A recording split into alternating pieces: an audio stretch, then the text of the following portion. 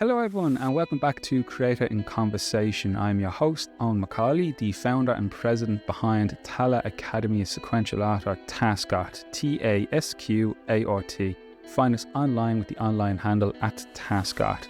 In today's episode, we are going back into the archives with a conversation from March of 2022 with Mr. Tom Peyer.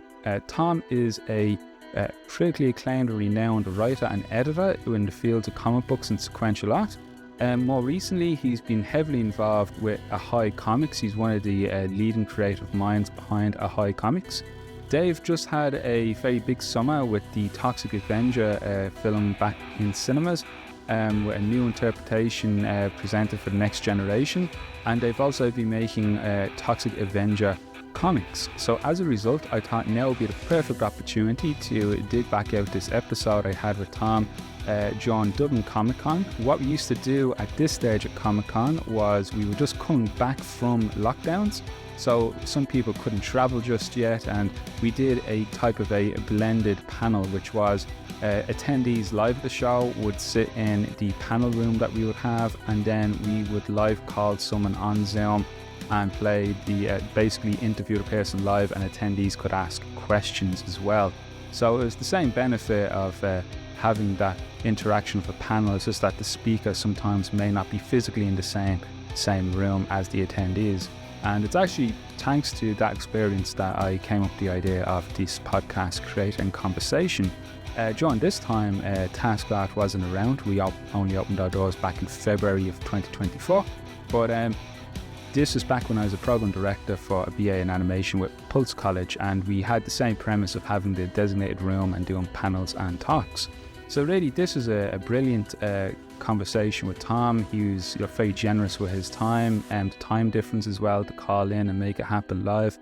And he does great sense of humour, lots of passion, and some great information to share with aspiring creators. So please sit back, relax, and enjoy this episode with Tom Peyer and Creator in Conversation.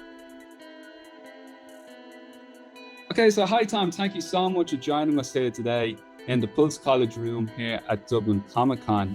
This past weekend, Pulse have been running a suite of talks and workshops with individuals from industry, covering a range from games and animation, sequential art, including comics. And the recording team has been about individuals looking to break into industry. So we've invited a wealth of industry experts, including yourself, to come in and share advice and share what you're currently working on yourself as well. So I suppose just to kick things off, AHOY Comics, I'm really loving the Wrong Earth series. That is just, it's a great mix of everything that you love about I love about comics, certain Silver Age stuff, but also the blend with the more serious modern take on comics as well has been amazing. And I suppose just to kick things off, how did AHOY Comics come about? Because you were such a big name already in comics, like so well associated with many like other IPs, like along with DC, but then now it's AHOY, and now it's like this new wealth, this pantheon of new characters and stories. And Wrong Earth has been a particular favorite of mine. So just how did AHOY come about, and what's your current role within AHOY as well? Well, our publisher, Hart Seeley, and Frank Camuso, our chief creative officer, and I have been friends for decades. We're in Syracuse, New York, in the middle of the state, and it's not a tremendous amount going on here. But when Hart retired he retired from journalism, or was retired, because newspaper staffs are being devastated around the world, right? And he wanted to do something. He wanted to keep going and work and start something. And Frank and I are like super into comics. It's all we care about, basically. And he's not that way, although he loved them as a kid. But he wanted to work with me and Frank, and he suggested, let's start a comic book company. He knew a way to get some money to do it. And so we did it. And it happened to be, we had this conversation in January 2017, which meant we were really looking for something to think about besides Donald Trump, who was the new president. And that really kind of saved our lives to have something huge just to think about. Did you find yourself acquiring new like business skills in your involvement with the project, or are you purely dealing on the creative side, like you're focused on the creative vision and your colleagues that worked on the business development, or did you find yourself learning new skills along the way in regards to that? But if we had any idea how hard this was going to be, we wouldn't have done it. I'm I'm absolutely grateful for our ignorance going in, because it's been a wonderful thing to do and a great ride, but you have to spend so much time on things that are no fun. Yeah, that's it, isn't it? Like a lot of the students who come in, particularly with animation, they think it's sitting down drawing all day, and we're like, there's hard work that has to get done as well. It's not, and fortunately, the reason we're still here is that we made one smart move early on, which is if we didn't know how to do something, we would try to bring someone in who knows how to do it, and we've been very lucky with that. And I've been able to mostly focus on editing and writing, because I'm really bad at. You wouldn't want me running your business, I'll tell you that. It's completely the opposite of who I am, and I would just give everything away. No, and that's wonderful though, because we had a guest speaker from Giant Studios today, and they literally said something very similar to what you were saying, which was, don't be afraid to ask for help. I'll get, the right people in, rather than trying to, bash away thinking you can fix it if you don't know. It's just really interesting. Throughout the day, all the guest speakers, it's a variety, but it's echoes of similar advice. And that's really promising to hear that, from everyone. It means an awful lot. I suppose on the creativity side, then, just building upon that, what was the genesis for all these new characters and bringing in creators? What was the main focus point for you in gathering everyone up and gathering these new ideas? Well, I wanted to do The Wrong Earth because it had been percolating in my head for a while, and so we got Jamal Eichel to draw it. My friend Stuart Moore, I was an editor. Stuart Moore and I were like two of the original editors at Vertigo, DC Vertigo, years ago. And so we brought him in to help us, and he's been doing a lot of operations that have nothing to do with editing, like dealing with distributors and stuff. And he suggested Jamal Eichel to draw this thing, The Wrong Earth, and Jamal came in, and it became something very different and much better than what I was thinking of. And it's that part of the collaborative process. You always open to collaboration with the artists as well. It's like two you work together and the story's fleshed out from that. When I went to work for what became Vertigo, I was working with the great editor Karen Berger. I was her assistant. We were working very closely together, and very early on, she was letting me deal directly with our writers and artists. And I learned so much. But one of the things I learned was that the writers we had who fought for every word and refused to collaborate also wrote the worst material. The ones who were writing the best material were very secure in what they were doing and very open to other people's input and collaboration. And Jamie Delano, the writer, he was writing Hellblazer for us, and he said something that always stuck with me, that a good writer would say and a good collaborator would say. And he would say, as long as we agree on the effect we want to create, there are 1,000 ways to do it. You don't have to agree on the specifics or be roped in to agree on the specifics, but you have to agree on what you're trying to do. Be scary, be funny, whatever. Yeah, it's amazing. I was getting a haircut yesterday, and my barber was saying to me, he didn't realize, he said there's someone who's doing a colorist for Batman, I think they were saying, and they didn't realize, so there's so many different jobs in the comic. It's like, you have the red, and you have the colors, and you have the letter and the ink. And I was like, yeah, it's not magic elves that come in the middle of the night tonight. It's collaborative. Well, there are some comics where the artist will supply the color and all that, but it's I won't say it's crazily unusual, but it's not the majority situation. Uh, Yeah, it started out as an assembly line so they could get work out fast and cheap. Um, they just wanted to fill pages. They didn't care what was on them.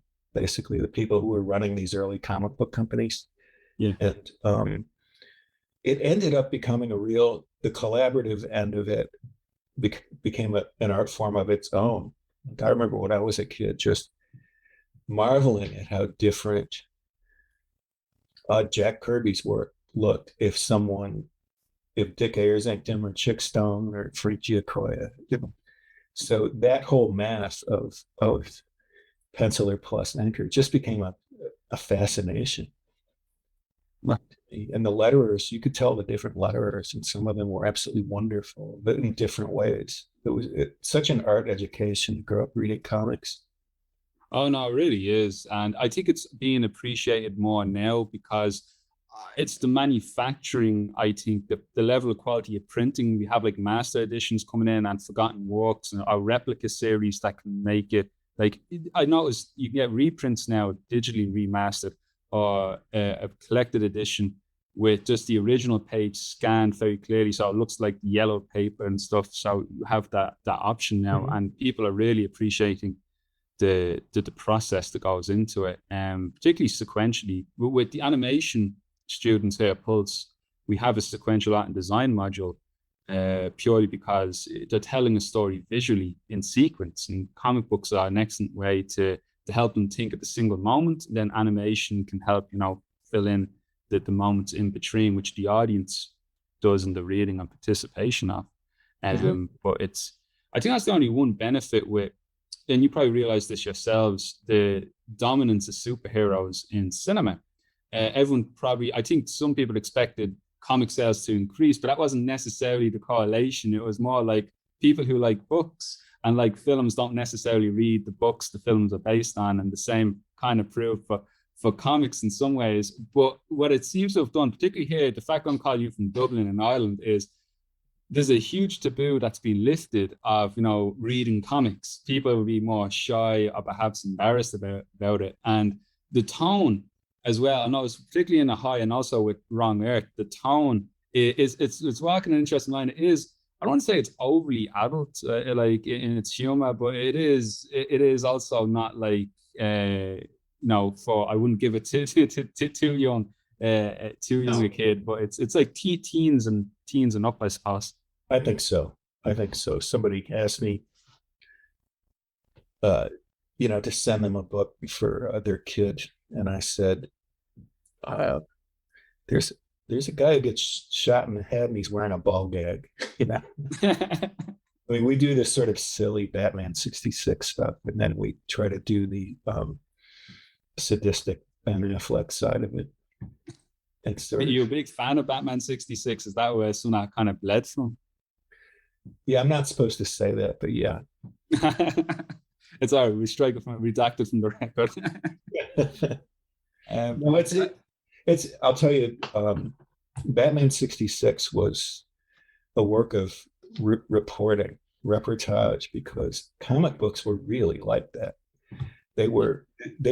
Batman 66 wasn't campy because they didn't know what they were doing. They were campy because comic books were campy. They were the real camp. Batman was just imitating it. But all the stuff about, saluting the flag and helping people across the street and deferring always to authority, and rescuing millionaires from robberies, that was in every comic book before a certain point, before a certain year. So when we do like Dragonfly as our character, the Wrong Earth, the premise is that Dragonfly, who's the campy, old-fashioned superhero, on another Earth, he's Dragonfly Man when he's campy, and he's Dragonfly on another Earth where it's more like a post-80s comic book, where the comics code has been banished, and people are really like going a little too far, instead of like Dragonfly will, if he's in a fight with bad guys, he's happy to just set them on fire and get it over with. And so what happens in Wrong Earth is they accidentally swap Earths, and they have to live basically in each other's comic books. And if I can just plug a little something there, we're running a series right now. We've had 3 series at the runners that I wrote, and Jamal Eichel drew 2 of them, and he's so wonderful. And right now we're doing a 4th series of unconnected, basically story one-shots written by different people. We just had one come out, written by Gail Simone. Yep. Drawn by Bill Morrison, who was the great Simpsons artist, and Walter Giovanni. And it's their deal. We have multiple covers here, but it's kind of a spoof of Archie comics. Like Dragonfly, who's the sadistic one, gets mixed up with Archie-like characters. And Gail wrote this amazing story. And we have 5 of these coming out. We have Mark Waid doing one, and Mark Russell writing one. And Gene Ha, who is amazing, doing a bunch of these variant covers. Cool. You can see how. Yeah, it's awesome. So that's the end of the plug that I would have been. Actually, no, just actually on that point, because I picked up my I actually picked up Chaplain Team Planet down in Dublin City Comics, because you guys are available still through Diamond. I was just wondering, just for everyone who's watching this, because in Dublin we have a couple of shops. We have Dublin City Comics, we have Forbidden Planet, we have Subcity, we have Big Bang Comics. But then outside, sometimes they do postal orders. But do you guys, if people are interested in purchasing single issues and get you Diamond, for trades or digital issues, is there a digital platform available to buy the comic on the web? Or for trades, do you have like a bookstore, or do you go through Amazon? Do you have an Amazon store to pick up stuff that I was interested in going back and picking up trades? Mm-hmm. Well, Diamond distributes our trades to comic book stores, and we have 2 distributors, Diamond and Lunar, and they'll also do that. And we also are distributed to bookstores by another company, and so you should be able to order our books in any venue. And we're on Comixology, which I guess is becoming Kindle Comics. Yeah, that was a shock for everyone, wasn't it? For sure, that's a panel for a whole other topic. It is like, but yeah, and also with AHOY, I know it's actually just, there's one thing in particular I just want to talk about, which was the addressing the pandemic within the comics. I noticed what particularly Wrong Earth did as well was they had additional articles as well, like short stories and prose. I think in the first Wrong Earth, Grant Morrison had a short story, and then during the pandemic as well, there was like really informative articles in it as well. Like I was amazed by how much I was learning while reading it. And so I was just wondering, like, part of me was thinking back to, I know Stan Lee got his first break in comics by writing a Captain America short story, Cosmic Class, as a magazine. Then I think that's right. What it was. But I was just wondering, like, what was the thinking behind including this type of material? Because it really was. I'm amazed by how little in the way of like ads I have in the comic as well, and then there's so much content. Like, it's definitely one of the best value books. I'm not saying that I'm not getting no pain with saying this. I'm just like, I really do notice as a like a big comic book collector, the value impact in the books are amazing. And you can tell that you guys really are passionate about comics when putting this out, because you're readers and you're making the product you want yourselves. And that's kind of really coming true for me. But what was the thinking behind the articles and the short stories, and how did you go about, bringing in that dimension, like reaching out to people to contribute for that? Well, when we started, we sat down and went through a lot of old comics, looking for maybe some things that aren't done anymore that would be good, or things that we've forgotten that would be good. We were open to just putting anything in these comics, and we came up with 2 big things, or the big to me anyway. One is before letter pages, comic books in America had to have a certain number of text pages to be considered magazines and then get cheaper postal rates. It was a legal thing, and or postal rules. So they could save money by running 2 pages of text, and that's where letter pages eventually came from. But before that, they would hire people to write as cheaply as possible and as fast as possible. Stories, Western, space opera, mystery little stories. And I've seen 1,000 of these things, and I was never able to finish reading one of them. But so we thought, what if we tried these? What if these were good? So that's been our challenge. That's what we want. And we've had some variety. We've mostly it's like short stories, but we've done poems, puzzles, nonfiction, like those science articles in the back of the wrong earth. And we'll be doing more of that. And the other one that we got from Old Comics that I'm kind of proud of is that there was this company called Gold Key in the 60s, and they did a lot of like what became the Valiant characters, like Magnus Robot Fighter and Turok and the Stellar and stuff. But their comics were not very entertaining, I thought. But what I loved was that they would have these really nice covers, and then on the back, they would run them without the logo. Yeah. And without the trade dress and stuff. And I just think that's beautiful. So we've been doing that too. Yeah. No, and that is great. And that doesn't go unnoticed either, because I know other companies try to monetize that by having like what they call it, the virgin cover, any kind of dialogue, anything on the front and the ad still in the back as well. But that's kind of get almost like the two books for it. But that's like, it means a lot for the collector, because again, it's for the enjoyment and value, and it shows the appreciation for the art as well, to go into it 100%. I suppose I try out the questions in a moment if anyone has any questions in just a moment. But just before I do, I suppose what I noticed about AHOY is that there is a submission section listed onto the website as well. So I was just wondering, as a fairly new company as well into the field, like what's the ethos then for seeking out new talent off of submissions as well for anyone? I know my students would lynch me if I didn't ask, like, what would be the process, or what should they consider if they're looking to make a submission? Well, that's another thing. Another great advantage to running these short prose stories in the back is it opens us up to a lot of talent we wouldn't otherwise be able to afford to publish. We're a small company. We don't put out a lot of books. So, opportunities, unfortunately, to be like the comic book are a lot more rare, but a lot more easy to navigate is the back matter stuff, the short stories, the poems, the artwork. All of them are illustrated. So we hire illustrators for that. So the submission portal is mostly intended, almost entirely intended for the back matter, we call it. But you can submit anything through it. If you want to submit your comic book idea, if you want to submit your, that's the best place to do it. A lot of companies don't want to see your ideas because they're afraid you'll come back and say that they stole them. Because people,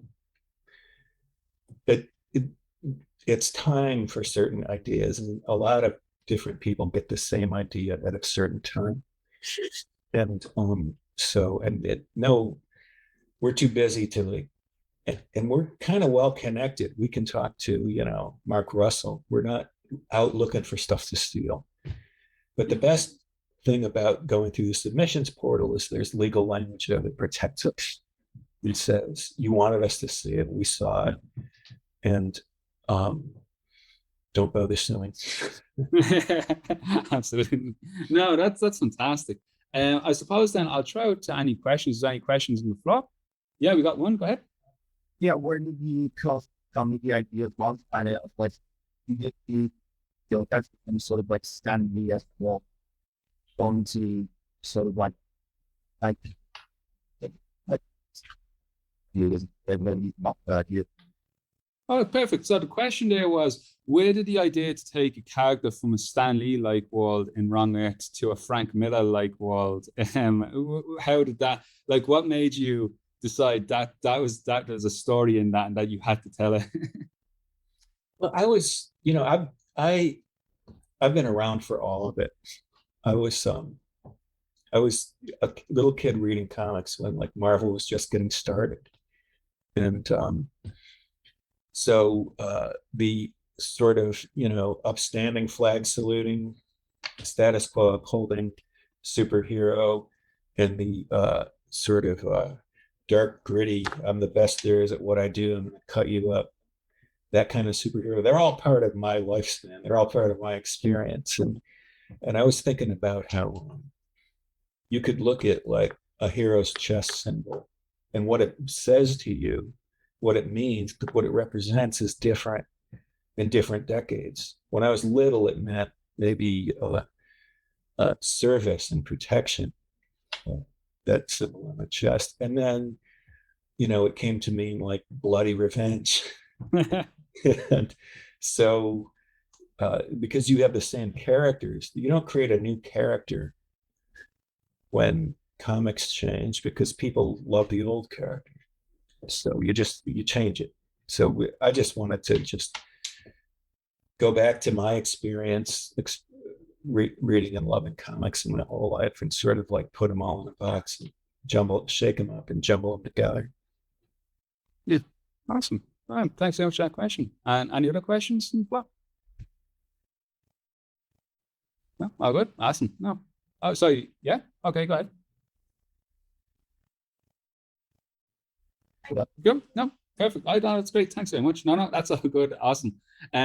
So I suppose just before we let you go, and thanks again so much for your time. Really appreciate this. So it's also kind of awesome that we can do this now. Like I never would have thought to do anything like this, 2 years ago. Now it's like, yeah, it's a brilliant idea. The only hurdle I had to jump was time zone. If I had a time machine, that's the one thing. It's like in those films where you don't realize, oh yeah, it's different times in the world. But I just before I let you go, I just want to say thanks again. Really appreciate everything that you came and talked to us about today as well. Just before we bring it to conclusion, the main points that we've been kind of guiding all the talks today have been kind of like lessons learned, which is like what core piece of advice did you receive in your career that really stayed with you that you kind of reflect back on, or kind of kernel of advice that you keep giving out, you find yourself often, reciting or telling others as well? Like what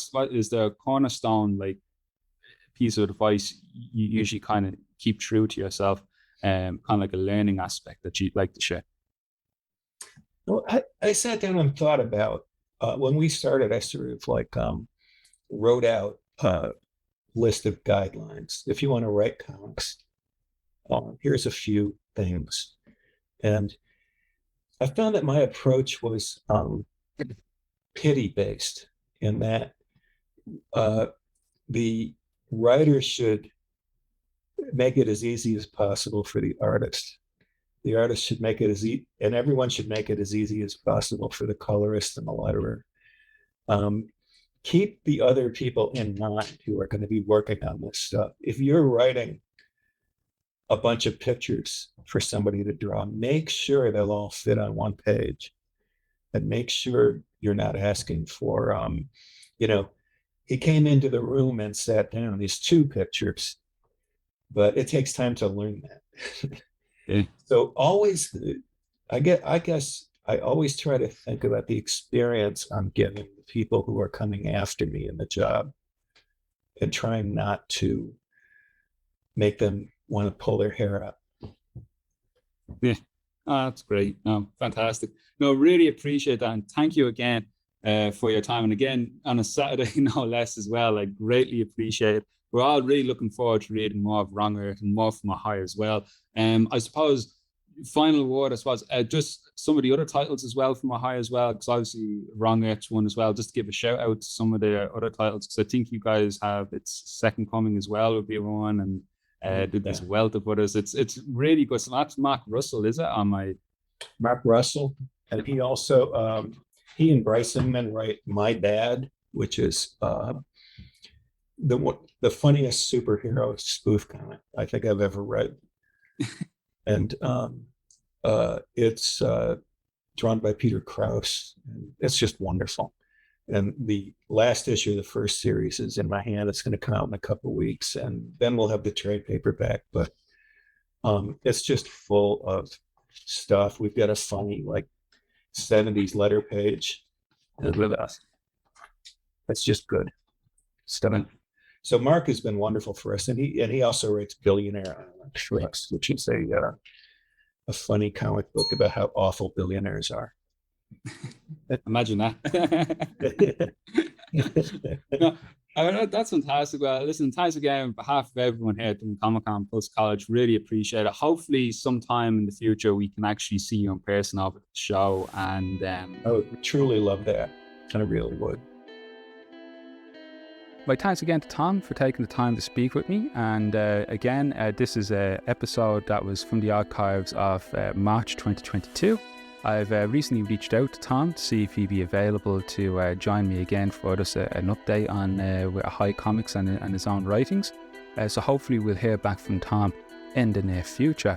I also just want to say thanks as well to Tom, that he was one of the first professionals within industry I reached out to share my ideas behind TASQ Art, and he was very encouraging, and it was great to hear his feedback as well with the idea. And someone like that in industry didn't have to reach out or respond, but he was very generous, and that was a really good positive feedback early on, which helped us launch the Academy at TASQ Art. So please find us online on social media. We're on Instagram, Facebook, X at TASQ Art, TASQART, and using the same handle but just .com at the end, you will find our website, tasqart.com, where you can also check out previous episodes of this podcast.